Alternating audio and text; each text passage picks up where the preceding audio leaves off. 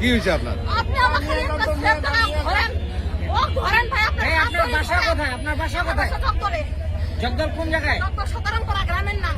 তো ওনার সাথে আপনার কি সম্পর্ক? উনি আমার স্বামী ছিল। হ্যাঁ, ভালো কথা। আমি ডিভোর্স দিছি, 5 বছর হচ্ছে। এখন আবার কি? এখন আমি ওর বাচ্চাকে আমার কাছে রাখছি। ওই নেশাখোর, হ্যাঁ ওর কাছে বাচ্চা রাখিনি। হ্যাঁ। ওই পাগলের মতো বলে খুঁজতেছে, আমাকে ধরবে, রাস্তায় মারবে। এজন্য আজকে ওই আমাকে ধরে মারতেছে। ওর নাম কি? নাম কি? ওনার নাম কি? আলাউদ্দিন। বাহ। ওর নাম আলাউদ্দিন। ওনার গ্রামের বাড়ি? ওনার গ্রামের পশ্চিম সিংপাড়া জেলখানা। পুলিশ লাইনের ওইখানে ঠিক আছে।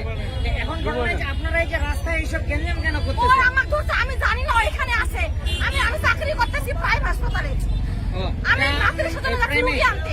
আচ্ছা ঠিক আছে, আপনি আপনার কাজে যান। তবে না, না, ওই বিশেষ আমাকে- করে ও এটা কি- ধরেন।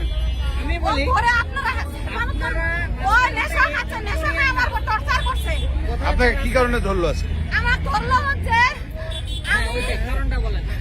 আমার একটু পানি খাওয়ান, আমার দম বন্ধ হয়ে যাচ্ছে। একটু পানি দেন তো, পানি দেন। আমি মুখ জবানি দিচ্ছি, এই পাশে আসেন সবাই, এই পাশে মুখ জবানি দিব। আমি মুখ জবানি দিব ভাই, দিব। কিছু না, কথা হচ্ছে যে আপনারা গ্যাঞ্জাম করবেন না, ওটা এই- আমি গ্যাঞ্জাম করতে চাইনি ভাইয়া।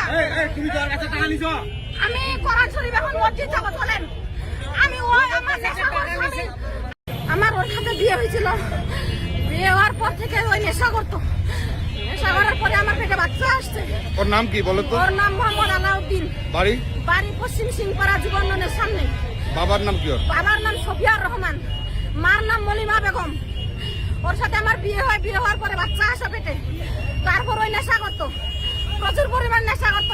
একলা বাড়িতে কোনো কারেন্ট নাই, কোনো কিছু নাই। ও আমাকে একলাই থাকে, রাখে। রাত 12টা 1টায় বাড়ি আসতো।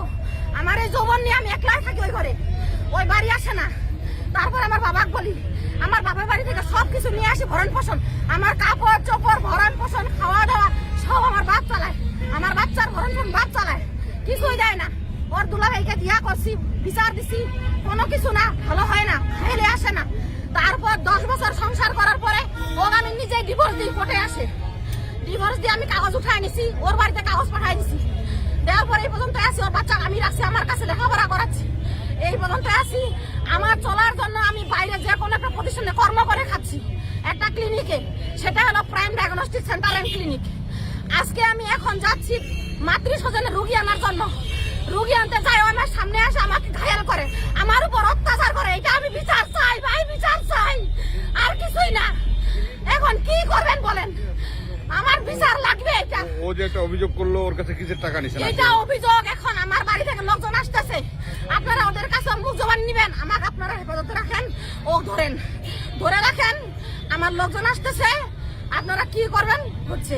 আপনারা যদি সাংবাদিক ভাই, আপনাদের আমি হাত জোর করছি, পায়ে ধরছি, এটার বিচার করেন। আপনার নাম বাড়ি কোথায়? আমার বাড়ি জগদল, সাতমেরা ইউনিয়ন, সতরংপাড়া গ্রামের নাম। আমার নাম মোসাম্মদ কুলসুম বেগম, আমার বাবার নাম মোহাম্মদ তবিবর রহমান, মায়ের নাম সবিজান বেগম।